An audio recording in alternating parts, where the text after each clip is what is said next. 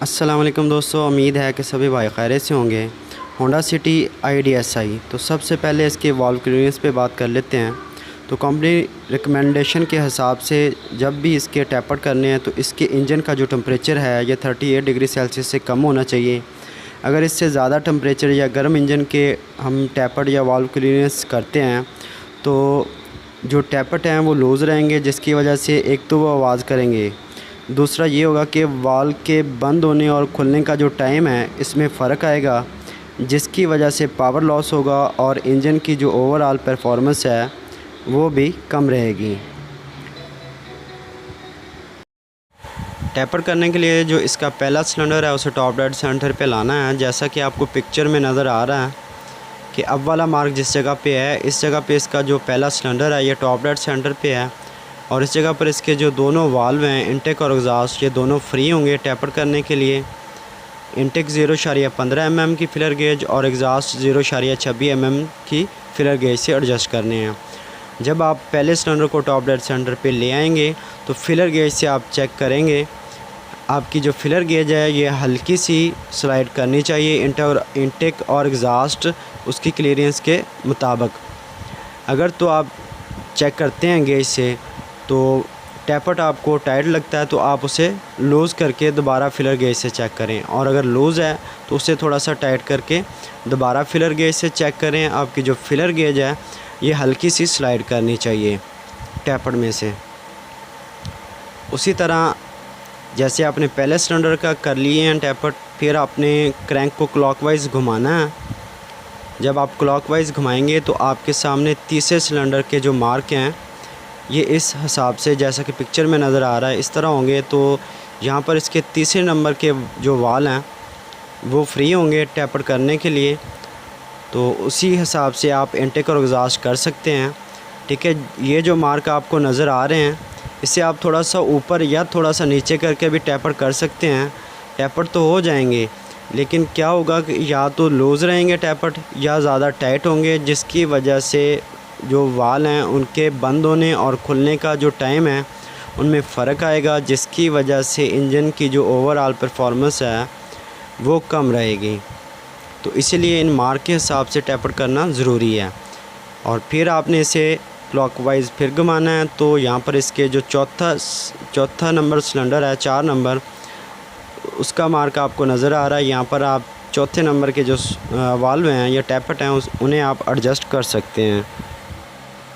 और इसी तरह आप दोबारा क्लॉकवाइज घुमाएंगे तो ये दूसरे नंबर के जो सिलेंडर के मार्क हैं, ठीक है, इनके मुताबिक आपने दूसरे नंबर के जो टैपर्ड है, इनटेक और एग्जॉस्ट दोनों आपने चेक कर लेने हैं। और इसकी जो फिलर गेज है 0.15 इनटेक और 0.26 एग्जॉस्ट, उसके मुताबिक इन्हें आपने एडजस्ट कर लेना है। तो दोस्तों ये छोटी छोटी बातें हैं, जैसा कि इसके जो रिकमेंडेड प्लग हैं इस इंजन के वही इसमें डालें, और दूसरा टैपर्ड को ठंडा करके करें। और ये जो मार्क आपको नज़र आ रहे हैं इन मार्क को बिल्कुल एक लाइन में करके आप टैपर्ड करें तो इंजन की ओवरऑल परफॉर्मेंस जो होती है वो बहुत अच्छी रहती है। आप गाड़ी को ड्राइव करते हैं तो आपको नई गाड़ी जैसी फीलिंग आती है, कोई लैक ऑफ पावर नहीं होता, स्मूथ एक्सेलेरेशन होती है, और खड़ी गाड़ी की जो साउंड होता है या आवाज़ होती है वो बिल्कुल स्मूथ होती है।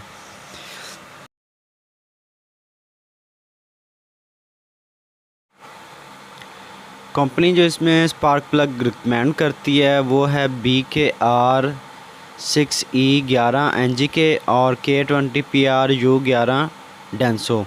कंपनी ये प्लग इस इंजन के लिए, होंडा सिटी के इस इंजन के लिए रिकमेंड करती है। तो कोशिश करें कि ये जो प्लग हैं यही प्लग इसमें डाले जाएं। अगर कोई और प्लग आप डालते हैं तो गाड़ी की जो परफॉर्मेंस है उसमें फ़र्क आता है, गाड़ी की फ्यूल माइलेज कम रहती है।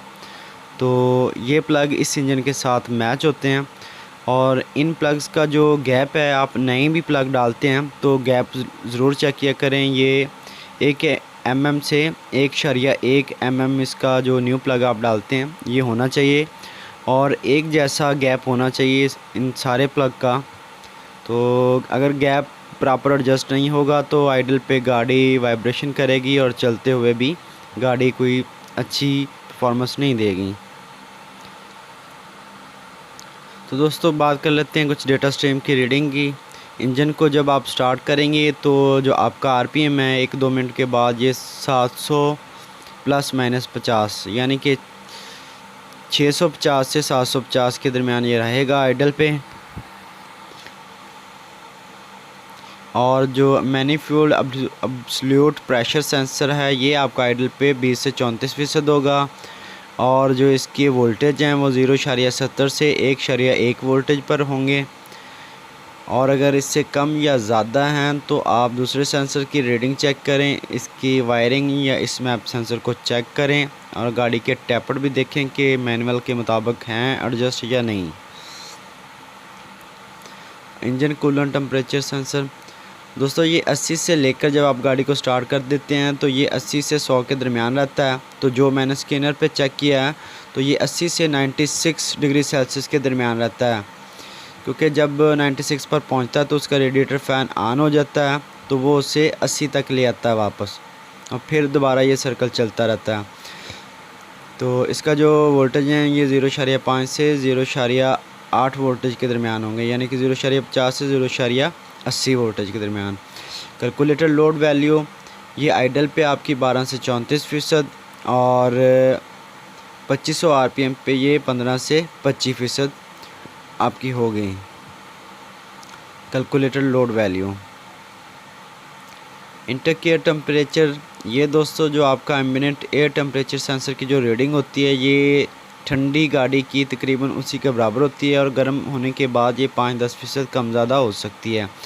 थ्रॉटल पैडल पोजीशन सेंसर ये आपका डिग्री में देखें तो 10% पे होगा, अगर वोल्टेज में देखें तो ये 0.5 यानी कि 0.50 वोल्टेज पे इसे एडजस्ट होना चाहिए आइडल पे।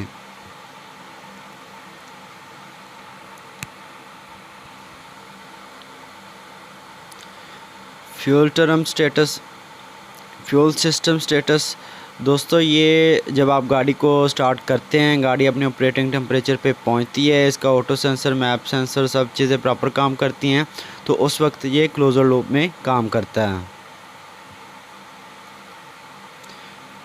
दोस्तों जो इसका पहला सेंसर है ये 0.0 वोल्टेज से 1.25 वोल्टेज के दरमियान काम करता है आइडल पे, और जो दूसरा सेंसर इसका पीछे वाला वो 0.1 से 0.9 वोल्टेज के दरमियान वेरी करता रहता है। और दोस्तों IMA मिक्सचर एडजस्टर जिन गाड़ियों में ऑटो सेंसर नहीं लगा होता उसका IMA मिक्सचर लगा होता है अंदर कंप्यूटर के साथ, उसके वोल्टेज 0.5 से 4.5 वोल्टेज के दरमियान होते हैं। तो इन्हें आप कहाँ पे एडजस्ट कर सकते हैं अच्छी एवरेज के लिए 1.50 वोल्टेज से 2.50 वोल्टेज के दरमियान आप कहीं भी अच्छी एवरेज के लिए आप एडजस्ट कर सकते हैं।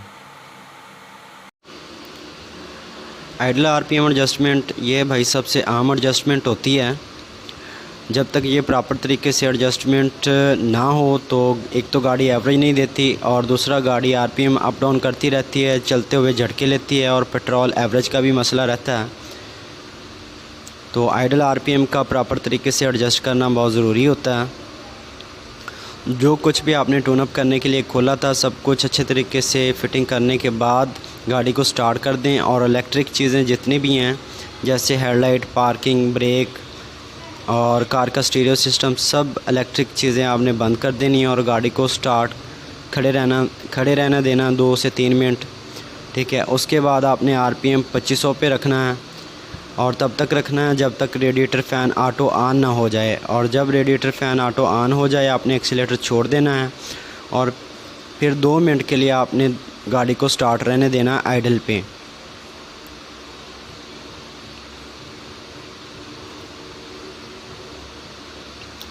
ठीक है, फिर देखें कि आपका जो आरपीएम है गाड़ी का 650 से 750 के दरमियान होना चाहिए,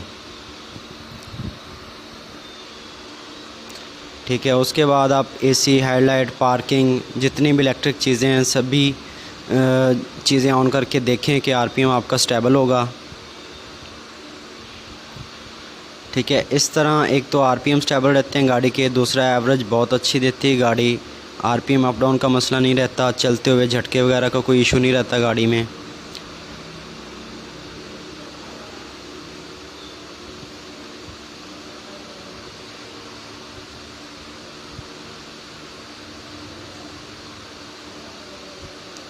दोस्तों अगर वीडियो अच्छी लगी है तो लाइक शेयर और सब्सक्राइब ज़रूर कीजिएगा और दुआ में भी याद रखिएगा।